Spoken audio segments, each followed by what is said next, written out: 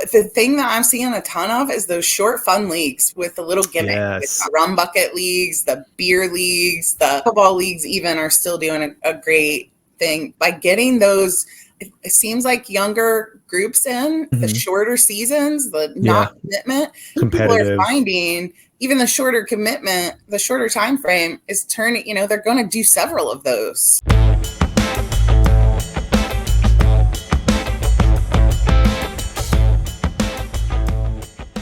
Awesome. So thank you so much for coming on today, Jenny. I'm really looking forward to the conversation. We've been planning this one for a little bit, and I think you're going to have some great insights for the audience today. For anyone who has not had the pleasure of meeting you yet, tell us who you are and the organization you're with. I am executive director of the Bowling Centers Association of Ohio.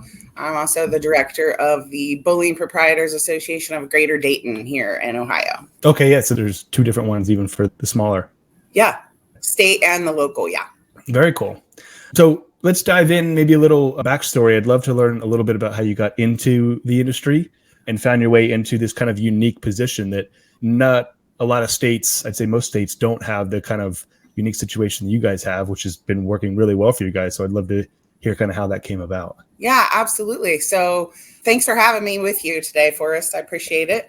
Good to be here. Personally, I'm from Dayton, Ohio, so a great bowling town with a lot of bowling history. We have some fantastic centers here and great bowling talent. So, I mean, you kind of almost have to be into bowling from Dayton. Of course, my whole family was involved in the sport. My grandfather was part owner of a center back in the 60s where my dad would come home from the service and be a pin boy. So there's lots of stories with that.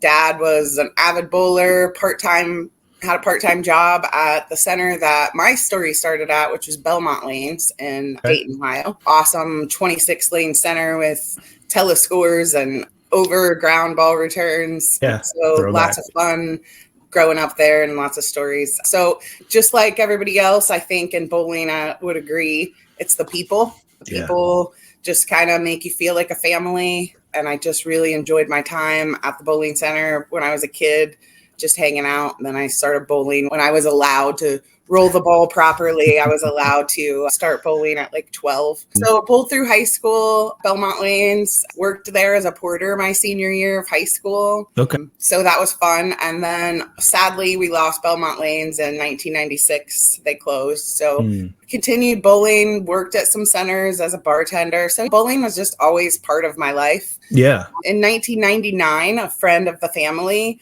actually worked for a staffing agency, and her cousin was looking for an assistant at the Bowling Centers Association of Ohio. I had no idea what that was, never had heard of it before, but I got an interview and met Pat Marazzi, who is my predecessor. Pat, even though I really didn't have much experience, took a chance on me and hired me. I was her assistant starting in 1999. So quite more than half my life in this with BCAO. Pat was awesome. She was just a wonderful person, an instrumental person in my life that just showed me the ropes. She was fantastic as the executive director of BCAO. So we became very close throughout the years. I met the proprietors and the vendors to BCAO, which once again have to say the people, what great people, really another sense of belonging, kind of a family. So I did that in 2014. I took a little time away. I was kind of my time to go. So took a position as the association manager of our local USBC here in Dayton. And I did that for a few years. And then unfortunately in 2017, Pat Marazzi fell ill very unexpectedly and passed away very quickly. So that was very hard for a lot of people. Fortunately for me, I was able to kind of step in and help with the transition just because BCAO had lost this great leader and I knew where she kept things and how the office worked. So when you lose someone like that, you just want to do something. And I felt pretty lucky that I could do something and step in and kind of help them get through that loss. And then absolutely, fortunately, later that year in November of 17, the men and women of BCAO hired me as the new executive director. So very that cool. is where I've sat since 2017, and wow. love my job. It couldn't be better. Yeah, I had no idea. So I knew that you'd been with them for a little bit, but 25 or 24 years doesn't seem plausible, maybe by the way you look. I didn't think that you've been around that long. That's a really long time to be around an organization like that. I couldn't leave. I can't imagine doing anything else. So It's been fantastic. Very cool. Okay, so a little bit about the journey coming through. Now you're at the helm. Tell me a little bit about maybe some of the things that you guys do, maybe how you do it differently. Because I will say I went to your annual trade show this year, and I was kind of taken aback by how much of a family it is. And you were guys giving awards away for people who've been in this association for 75 years. So we're talking about multi-generational family together, and you could really feel that these people were very close and connected. And you just felt kind of unique that you guys had this bond. I'm curious to hear maybe some of how you guys foster that or keep that going, or some of the things you do to make that happen in the state. Sure. I mean, you have to attribute that to the members. They're just, once again, it's a common denominator here, but the people, they're so wonderful. It strikes me all the time how much they're willing to share. They're supposed to be competitors, but it really just doesn't feel like that. It feels, like you said, like a big family, just supporting each other, helping each other. I've listened to many a nights I've sat at a dinner in a hospitality room, which Ohio is famous for, and listened to these men and women network with each other and talk about not just experiences that they've had and how to get through them. But there was a conversation a while ago, how much is a game of bowling? And what an interesting conversation that was. I don't think we ever determined an actual answer, but with the electric, with the staffing, with the everything that goes into one game of bowling, it was a very interesting conversation. And I think that these men and women really do see each other as a family and want to assist each other, which I don't know. Obviously, I haven't worked in many other industries, but it just amazes me constantly, the willingness to help each other and get through tough times together. Yeah, it's quite unique because most people are competing. Bowling, Ohio less so, but other states, they're a little more spread out. So there's really only one center in town. So you helping the next guy just elevates the industry as a whole. Ohio has so many per capita that really squeeze in there, which is almost even more of a testament to their willingness to share. But it's definitely not a common trait for industries, which is pretty cool. Absolutely. So many of them / us are really, we want to help the industry as a whole. And I think that's amazing. Our men and women just are so open to help the person in the next town or the same town. Right. Yeah, and that's a good transition. So tell me about maybe some of the things that you guys are doing to help your members from the association standpoint. Sure. So we, as you mentioned, have an annual event, our convention and trade show, which I think is really our big event of the year. We hold it in May. So we try to hold it that same week in May so that it's just after you floored your summer leagues and you can kind of get away a little bit. And we have seminars. We have some educational seminars. We do that a couple of times a year, but our big one's in May. The trade show is a great event. As you saw this year, we have a lot of exhibitors who have really folded into that family, and the men and women really love seeing them and walking around the trade show. We have a great trade show, I think. So we also hold another educational piece in November, and that is completely free to our members. We bring them in this year. I'm excited to bring in the restaurant boss, Ryan Gromfin, just to talk to our members about things in the food and beverage industry. Last year, we had SBC in to talk about the new lane certification process.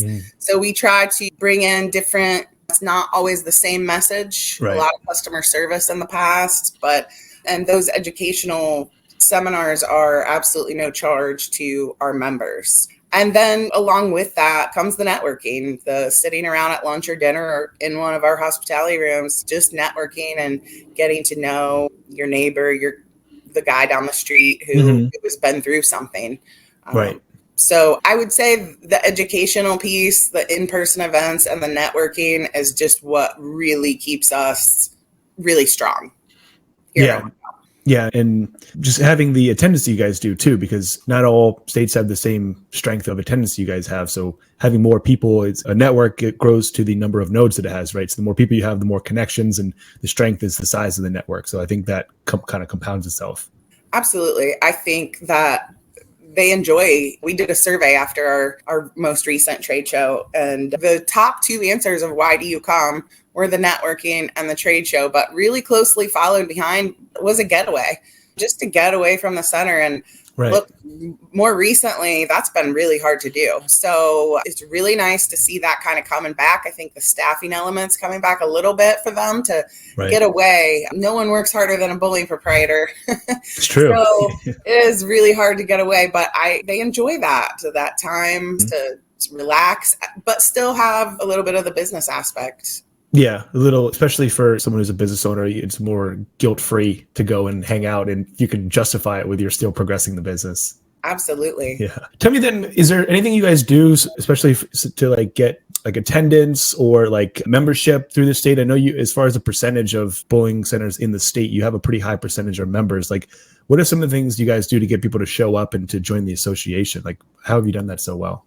Yeah, so I'd like to be a little better in the membership category. We have 67% of the centers in Ohio are members. Yeah. However, interesting, 78% of the lane beds in Ohio, which that's great. That sounds really great. What that tells me is we're a little underrepresented in small centers. Right. So, and I think small centers really say, oh, that's for the big guys. So I would love to get the message out to those small centers. It's not BPA and BCAO membership.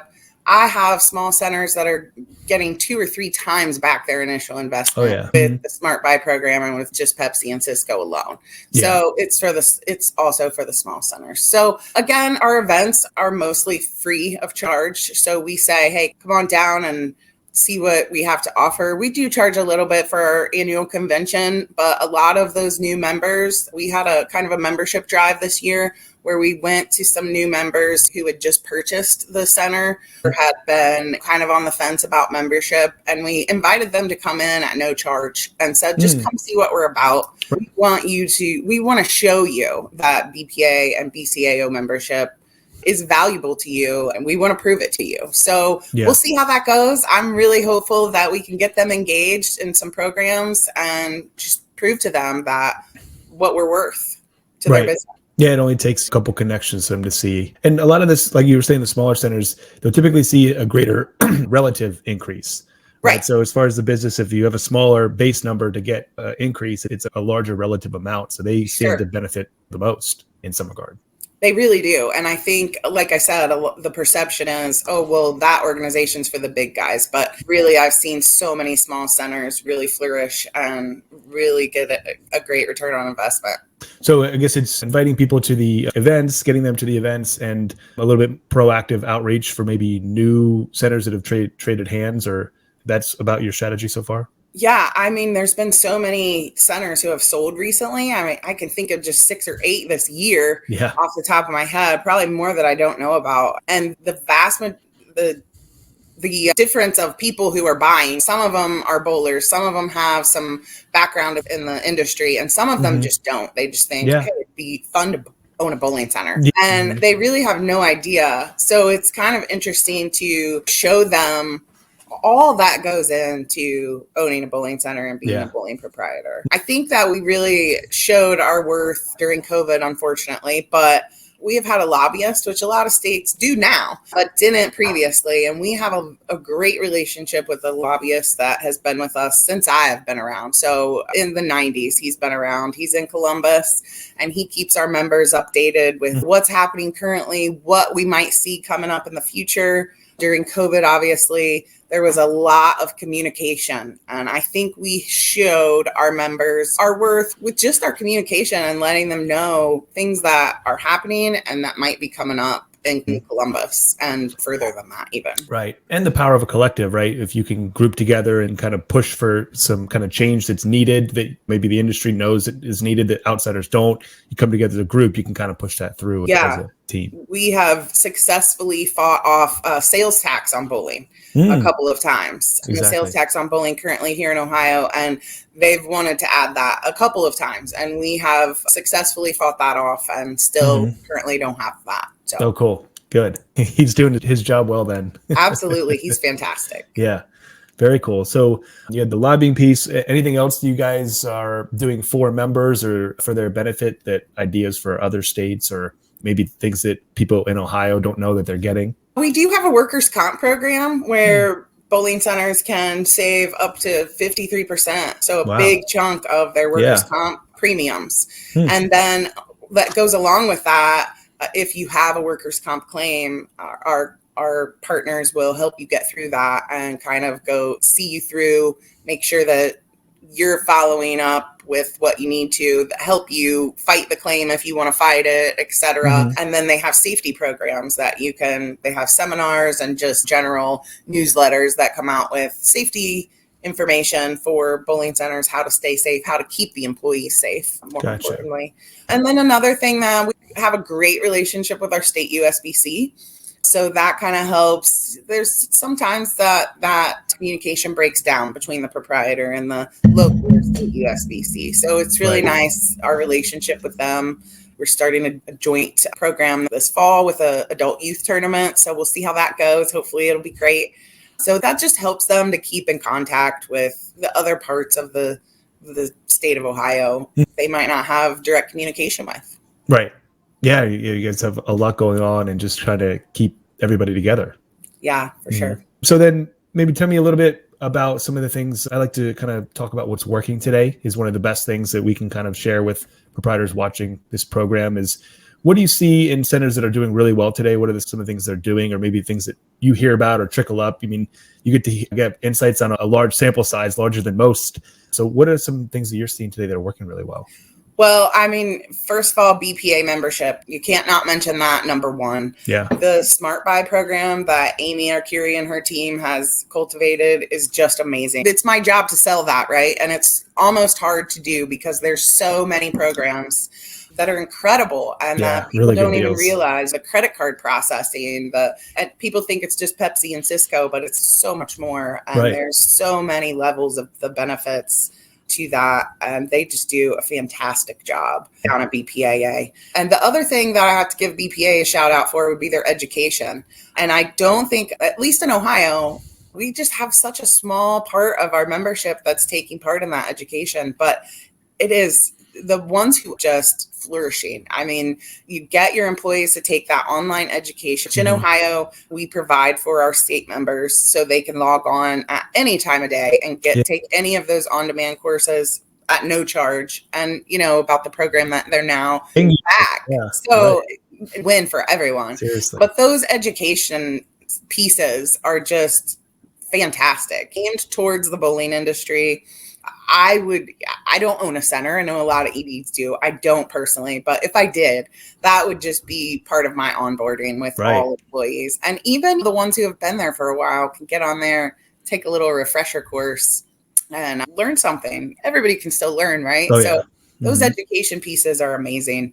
Other than membership, I think I see bowling's great right now, and it's so exciting to see these lanes full and the bowling centers booming. It's really cool to see. I really hope that stays going on for years and years, right? But the thing that I'm seeing a ton of is those short fun leagues with the little gimmick. With the rum bucket leagues, the beer leagues, the football leagues even are still doing a great thing by getting those. It seems like younger groups in the shorter seasons, the not commitment. People are finding even the shorter commitment, the shorter time frame is turning. They're going to do several of those. Yeah, they just do them back to back. Yeah, so I've seen such a boom in that, and people having really great success. Those short fun leagues. Yeah, and they tend to be a higher average ticket too. Like they tend to spend a little more money because they're there more to have fun with friends and eat and drink, and they tend to spend a little more than the average sanctioned leaguer. Yeah, absolutely. Yeah, I've definitely seen an increase in those. And it's the nice thing about that also is that it appeals to a little bit larger market, right? So there's a segment of people who are competitive bowlers, but almost anybody can bowl. It's the most accessible sport in the country. I think 70 million people a year, right about bowl once a year. So you go to a much larger market of people who are like not really competitive, but they're happy to go in and have some fun with friends. So you really open up who you can target for that. So they fill up quickly. Yeah. I mean, our sport is just so amazing. I am not a great bowler. I was a pretty good bowler in high school, but it just hasn't become that. I could be better if I practiced and put some money into the equipment, but that's just not what's important. So, but I still bowl, and people ask me what I average, and it's a beer game. But That's a great answer. I do it to have fun. And actually yesterday I had some time with my daughter and we went bowling, and you would think, how fun is that when you work in it? But we had a great time just messing around and having fun. And it's just, I feel like so many people when they go bowling say, oh, that was so much fun. I forgot how fun that was. Exactly. So we just want people to go bowling. Exactly. And that's kind of what we really press on for our clients and from the agency standpoint, is that like once you get them in and they have a good experience, they're going to come back. It's just not top of mind because most people have the same 3 or 4 things they do every weekend. And if you're outside of that list, you got to break in. But once you're in the list, they're coming back time after time. And I think what's really important, and this is kind of a personal thing for me, but through my years of working in the centers, bartending, or just bowling in general, I think a lot of the problem, sometimes a person comes in that's not familiar with bowling, and sometimes the person behind the desk kind of treats them like they're not smart because they don't know that you can't cross the foul line. They don't know lane etiquette. They don't understand why you have to have bowling shoes. And I've seen, I don't think it's everywhere, but I've seen people kind of be less than gracious to people who don't understand the sport or the activity. And I think it could go a long way to really reach out to those people, walk down to their lane, see if they can get any help from you, or if you can give them any knowledge.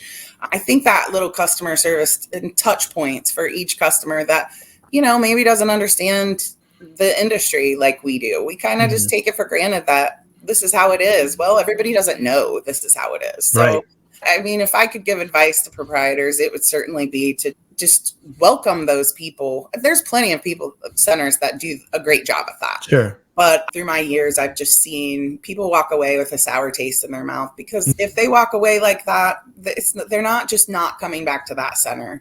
They're not coming back, period. Right. Yeah, exactly. Because then they're embarrassed. They're like they feel like they shouldn't be there because they don't know how to do it so well. This isn't a spot for me. Yeah. And again, my common theme is the people are so great. Let's show the people who don't know that how great this industry and the people in it are, and have them come back.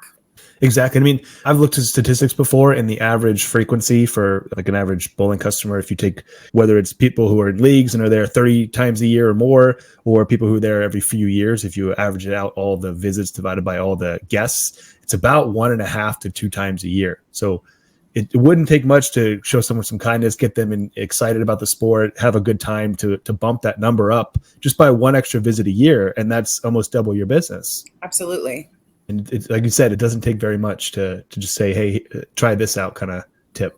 Sure. Just make them feel welcome and show them why the people in our industry are so awesome. Right. Yeah, I love that. And why bowling is fun. Exactly. Yeah. Yeah. Whether you're 8 or 88, you can come out and bowl.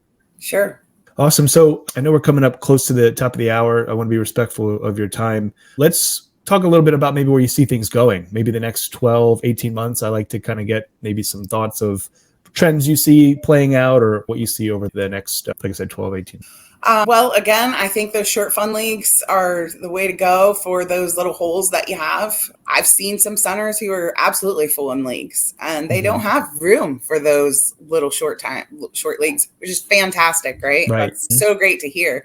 But I think if you do have holes, those are places to go. I feel like drink and food specials, really, we have this exciting new menu item that really grabs people, or a specialty drink, alcoholic or otherwise. That's just something special that they couldn't get somewhere else. We are such a unique facility.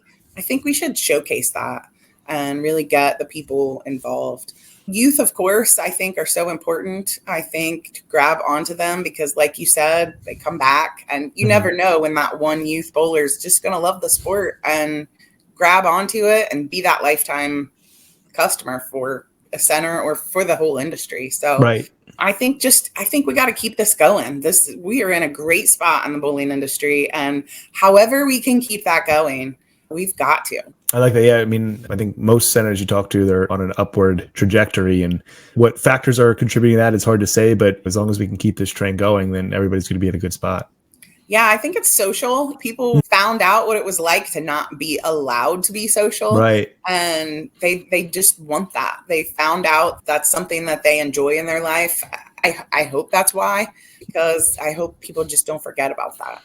Yeah, I think it's a good kind of counterbalance to maybe the more kind of technologically driven lives we have, where we're sitting behind a computer screen for more, or looking at a phone screen for more hours of our life. That becomes a good balance to it because it's very tactile. It's not like overbearing, like it's not difficult physically, but it's bringing people together, and it's like an activity and a little bit of a retro throwback for a lot of these places. So absolutely. A lot of people go bowling and say, oh, I remember when I went bowling as a kid, and everybody's got a bowling story, right? I listened to Kyle Petty talk at Bowl Expo. Yeah. Kyle Petty had a bowling story, and it's Nick Saban had bowling stories at Bowl Expo. I mean, everybody has a bowling story. It's part of everyone's life, which just makes working in this industry so rewarding and exciting. Yeah. No, it's funny because whenever I introduce myself to people and tell them what we do who are outside of the industry, they're like, bowling, that's so cool. Like, I would have never thought that. That's so awesome that you get to work with them. Yeah. And I'm sure, as you've seen, you go to Bowl Expo and you're like, oh my gosh, all of this is bowling? It's really awesome. Yeah. So cool to be a part of. It's really grown. I think a lot of centers have gone from more traditional houses to more of the FEC, and they really open up what they're able to offer people. Yeah, I've seen a lot of centers taking out lanes, which isn't always what we want to see. But that revenue, that's not that non-bowling revenue, the escape rooms, the laser tag, arcades are just huge. Yeah, and huge money makers. I think as long as everybody can make sure they build up those non-bowling revenues as well, so that we've got a great product in bowling, but those other things kind of gives people another option. Yeah, it gives you more reasons to bring other people in, and it pays for the bowling to be kept up too. You know, like Absolutely. For the upgrades, a better bowling experience, fixing machines, and all that stuff's cheap. So the other stuff helps pay for it. For sure. Awesome. Well, I really appreciate you coming on today, Jenny. This has been a great conversation. I'm sure we could go on for a lot longer, but I know you got lots of stuff to do to catch up. For anyone who's interested in learning more about the Ohio Association, tell us where we should send them. Our website's the best place, bowlohio.com. And then I'd have to give a plug to BCAO.com too, because anybody interested in membership, that's the place to go. Check out their Smart Buy List and all of the wonderful programs that BPA has to offer for the centers. It's overwhelming, really. Yeah, total no-brainers. Easy. Yeah, pay for themselves right out of the gate, and it puts you in touch with people doing the same thing. You can't go wrong. Yeah, for sure. Awesome. Well, thanks again, Jenny. I'm sure we'll be in touch soon. Thanks so much for coming on today. Yeah, thank you for having me, Forrest. Yeah, talk soon. All right, thank you.